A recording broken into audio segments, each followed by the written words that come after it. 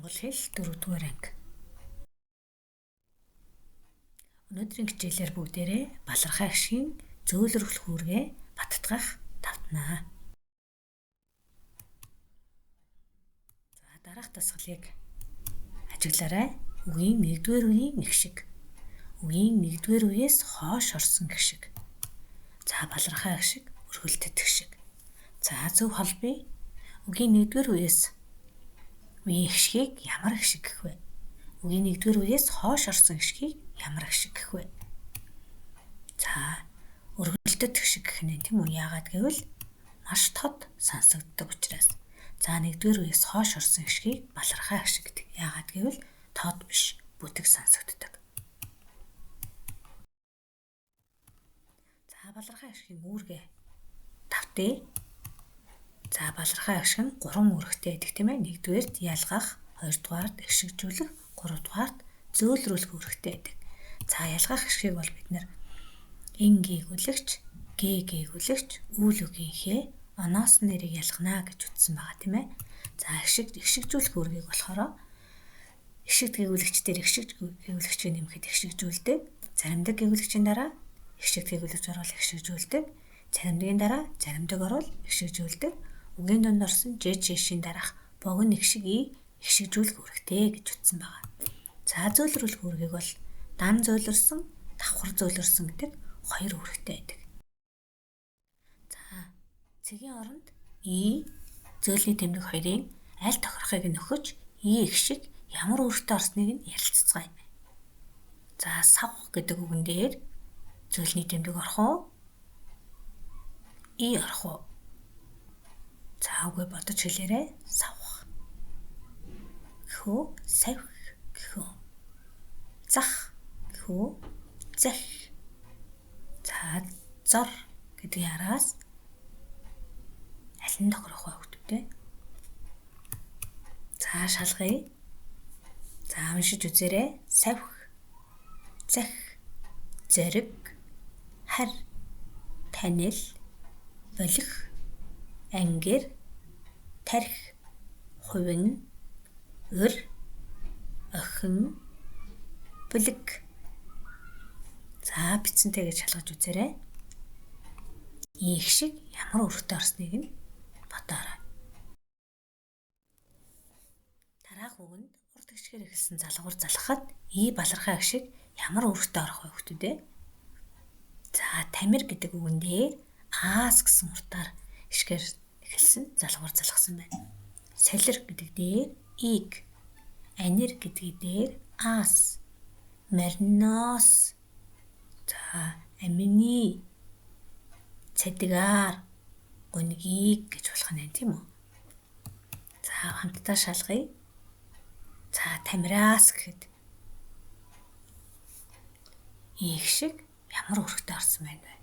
Солирыг, анираас, марноос, амины, цадгаар, гунгийг, арвиныг, адлаас, дахныг, цахимаар. За шалгаж үзээд өрхөө бичсэнтэй. Шалгаж хараарай. За дараах үгэнд и балархай гişг ямар үүрэгтэй орсон бэ?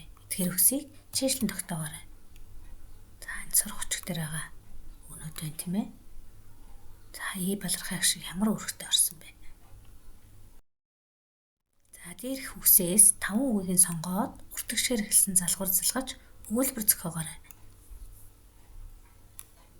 За жишээ нь орхи гэдэг үгэн дээр оод гэдгийг залгая. Орхиод болох нь тийм ээ. За энэ үгээрээ өгүүлбэр зохиоцгоё. Бата биднийг орхиод ганцаараа явсан. За хэрвээ и гэчвэл орхоод болчих нь тийм ээ. За 5 үгээрээ өгүүлбэр зохиож чижээрэй. Зөөлрсөн гээгүүлэгчийг дан зөөлрсөн, давхар зөөлрсөн гэж 2 хуваадаг тийм ээ. За дан зөөлрсөн гэхээрээ анир, ахин гэдэг бичсэнтэй адилхан. За давхар зөөлрсөн гэхээрээ 2 гээгүүлэгчийн араас и гişг орсон байдаг тийм ээ. Анги, тарих. Тэгэхээр ингээ, эрхээ 2 давхраараа зөөлрсөн гэсэн үг байна. За и балархай агшиг нь өмнөх гээгүүлэгчээ зөөлрүүл хүрэхтэй ордог тул гээгдэхгүй.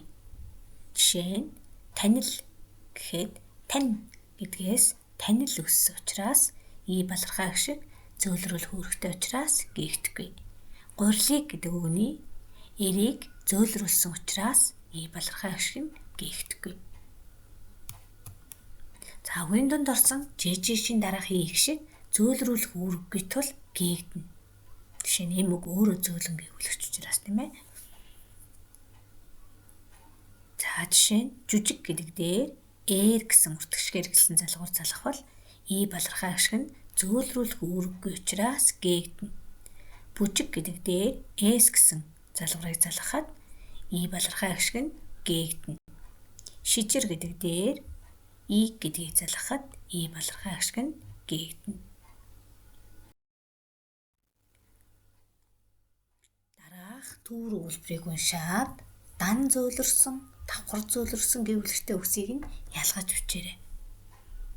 Урин салхи сэвэлзэн горхины бяцхан хүрхрээ шууган урсан зуны айгам халуун үдэш байлаа.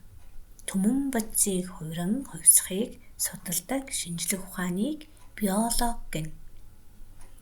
Зарим ургамал цэцгээ өдөр дэлгдэг байхад зарим нь өдөржин цэцгээ хонхиж байснаа үдэш дэлгдэг гэнэ. За дан зөөлрсөн, давхар зөөлрсөн үгсийг ялгаж бичээрэй хүүхдүүдээ. За дараагийн дасгал эхийг уншаад зөөлний тэмдэг и болохгүй дүрмээ бодоод зөв бичээрэй. Санаагаа илэрхийлэх чадвар. Илтгэл тавьсан хүү хөгжилтэй ярина. Хүүгийн яриа хүнд сонирхолтой. Түүнийг ярих бүр хүүхдүүд инээлтэнэ. Тэр хүү таньдаггүй хүнд ч өөрийн санааг чөлөөтэй илэрхийлнэ. Энэ бол маш чухал чадвар. Хүнтэй ярихдаа биеэ хит баривал сайн ярьж чадахгүй болно.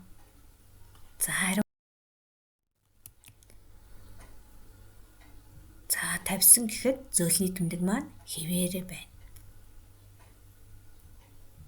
Яриа гэхэд уртгчгээр эхэлсэн залгуур залгахад зөөлний тэмдэг маань и болсон байна. За таньдаггүй гэхэд зөөлний тэмдэг маань хэвээрээ байна. За баривал гэхэд зөөлний тэмдэг маань и болсон байна. Ярьж гэхэд зөөлний тэмдэг маань хэвээрээ байна. Балархай и ихшгийн үүргийг нь тодорхойлъё. За жишээ нь ажил гэхэд балархай агшиг и байна тийм ээ. Ишиг гэхэд и байна. Ашиг гэхэд балархай агшиг и байна. За энэ мэтчлэнгээр энэ балархай агшиг игийн үүргийг нь бодъё хэвлээ.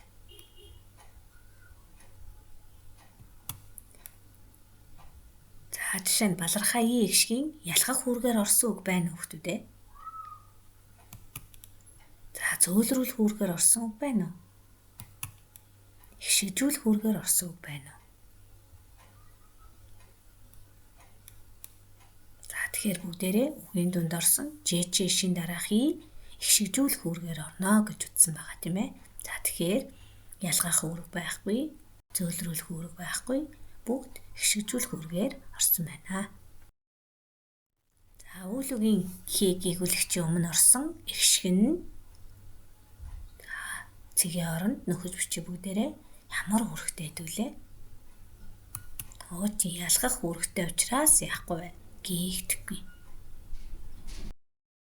Зөөлрүүлэх үүргээр орсон балархай агшиг нь